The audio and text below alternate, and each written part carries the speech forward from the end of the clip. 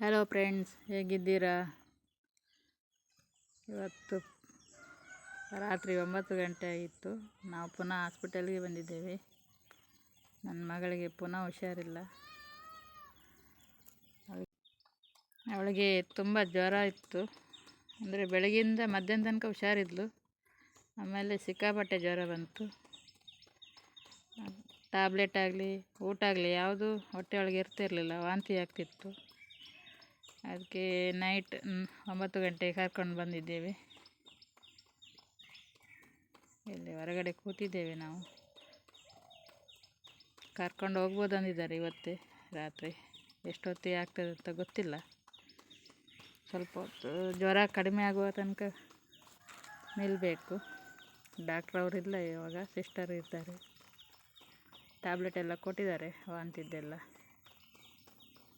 ತುಂಬ ಜ್ವರ ಇದ್ದ ಕಾರಣ ಕರ್ಕೊಂಡು ಬಂದಿದ್ದೇವೆ. ಇವನಿಗೆ ಇಲ್ಲಿ ನಿದ್ರೆ 11 ಗಂಟೆ ಆಯಿತು ರಾತ್ರಿ. ಇಲ್ಲೇ ಮಲಗಿದ್ದಾನೆ ಹಾಸ್ಪಿಟಲಲ್ಲಿ.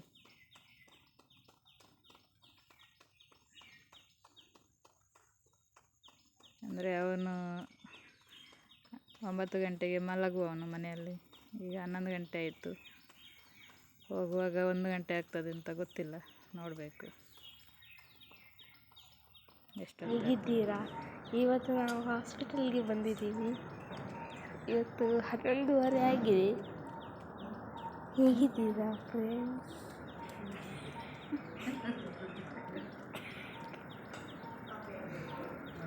ಹಾಯ್ ಫ್ರೆಂಡ್ಸ್, ಹೇಗಿದ್ದೀರಾ?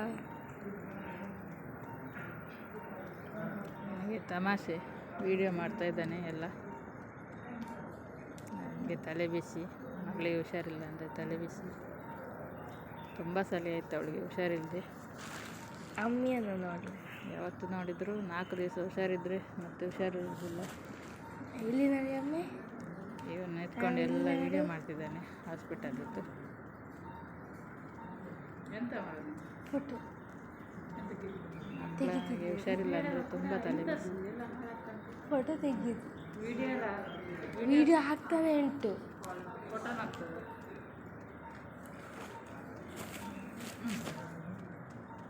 ಹಾಯ್ ಫ್ರೆಂಡ್ಸ್, ಶಾವೆ ನೋಡಿ ತುಂಬ ನಾಚ್ಕೊಳ್ತಿದ್ದಾಳೆ. ಸ್ವಲ್ಪ ಕಡಿಮೆ ಆಗಿದೆ. ಮನೆಯಲ್ಲಿ ತುಂಬ ಜೋರಿತ್ತು. ಇಲ್ಲೆಲ್ಲ ಒದ್ದೆ ಬಟ್ಟೆ ಎಲ್ಲ ಹಾಕಿದ್ದಾರೆ ಸಿಸ್ಟರ್ನವರು.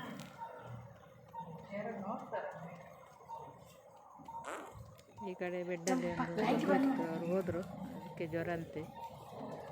ಅದಕ್ಕೆ ಸ್ವಲ್ಪ ಕಡಿಮೆ ಆಗಿ ಈಗ ಕರ್ಕೊಂಡು ಹೋದರು.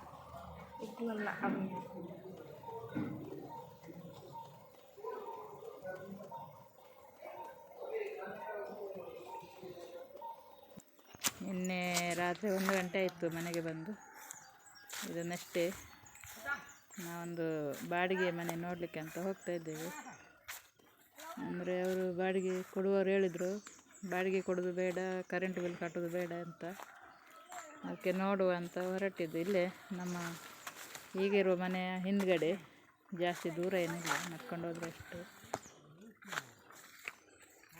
ಇದು ಬಾವಿ, ತುಂಬ ಕಸ ಎಲ್ಲ ಇದೆ. ಅದಕ್ಕೆ ನೋಡುವಂತ ಹೊರಟಿದ್ದು.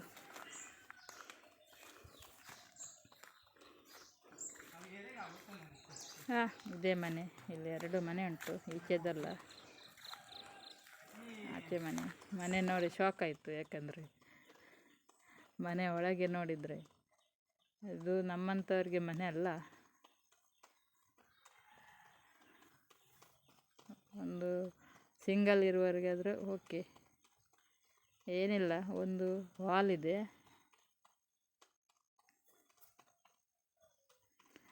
ಅದರಲ್ಲೇ ಅಡುಗೆ ಮನೆ ಒಂದು ಚಿಕ್ಕದು, ಆಮೇಲೆ ಒಂದು ಬಾತ್ರೂಮ್, ಟಾಯ್ಲೆಟ್. ಇಷ್ಟೇ ಇರೋದು. ಇಷ್ಟೇ ಅಂದರೆ ಇಷ್ಟೇ. ಒಂದು ರೂಮ್ ಆಗಲಿ ಏನಿಲ್ಲ. ಅಂದರೆ ಇದು ಇಷ್ಟು ಜಾಗದಲ್ಲಿ ನಮ್ಮದೆಲ್ಲ ಇದು ಗೋದ್ರೇಜು, ಟಿ ವಿ, ಬಟ್ಟೆ ಎಲ್ಲ ಇಡಲಿಕ್ಕೆ ಸರಿ ಆಗ್ತದೆ. ಆಮೇಲೆ ಮಲಗೋದು ಎಲ್ಲ ಇಲ್ಲ, ಜಾಗ ಇಲ್ಲ ಇಲ್ಲಿ. ನಮಗೆ ಇಷ್ಟು ಚಿಕ್ಕ ಮನೆ ಸಾಕಾಗುವುದಿಲ್ಲ, ದೊಡ್ಡದು ಬೇಕು ಅಲ್ಲ. ಅದಕ್ಕೆ ಇದು ಬೇಡ ಅಂತ ಅಂದ್ಕೊಂಡದ್ದು. ಹಿಂದ್ಗಡೆ ಎಲ್ಲ ಈ ಥರ ಅತಿ ಕಣ್ಕೊಂಡು ಪಾಡಿದಲ್ಲ ಇರ್ತಾರೆ. ಅಂದರೆ ಇವರು ತೋಟ ಉಂಟು, ತೋಟ ನೋಡ್ಕೊಂಡಿರಿ ಅಂತ ಹೇಳಿದರೆ. ಇದು ಮತ್ತೊಂದು ಮನೆ, ಅದೇ ಮನೆ ಇದು. ಅಂದರೆ ಇದು ಕ್ರಿಶ್ಚಿಯನ್ ಮನೆ. ಇಲ್ಲಿ ಅಜ್ಜ ಅಜ್ಜಿದ್ರು, ಅಜ್ಜ ತೀರಿ ಹೋದರು, ಅಜ್ಜಿನ ತೀರಿದ್ರು. ಇದು ಜಾಗ ಎಲ್ಲ ಬೇರೆಯವ್ರು ತಗೊಂಡದ್ದು. ಇದು ಮನೆ ದೊಡ್ಡದುಂಟು, ಇದು ಕೊಟ್ಟರೆ ಓಕೆ. ಅಡುಗೆ ರೂಮ್ ಮಾಡಿ ಇದು ಕೊಡ್ತಾರೆ ಇಲ್ಲೋ ಗೊತ್ತಿಲ್ಲ, ಎಲ್ಲ ಕ್ಲೀನ್ ಮಾಡ್ತಿದ್ದಾರೆ ಇಲ್ಲಿ, ಮನೆಯೆಲ್ಲ ಚೆಂದ ಮಾಡ್ತಿದ್ದಾರೆ. ಇದು ಕೇಳಬೇಕು, ಕೊಟ್ಟರೆ ಇದಕ್ಕೆ ಬರೋದು, ಇಲ್ಲಾದರೆ ಅದು ಬೇಡ. ತುಂಬ ಚಿಕ್ಕದು, ಚೂರು ಜಾಗ ಕರೆಂಟೂ ಇಲ್ಲ ಅಲ್ಲಿ. ಇದಾದರೂ ತುಂಬ ದೊಡ್ಡದಿದೆ, ರೂಮೆಲ್ಲ 2-3 ರೂಮ್ ಇದೆ. ಈಗ ಮನೆ ನೋಡೆಲ್ಲ ಬಂದಾಯಿತು. ಹಾಗೆ ದಯವಿಟ್ಟು ನನ್ನ ಚಾನಲ್ಗೆ ಸಬ್ಸ್ಕ್ರೈಬ್ ಮಾಡಿ, ಸಪೋರ್ಟ್ ಮಾಡಿ.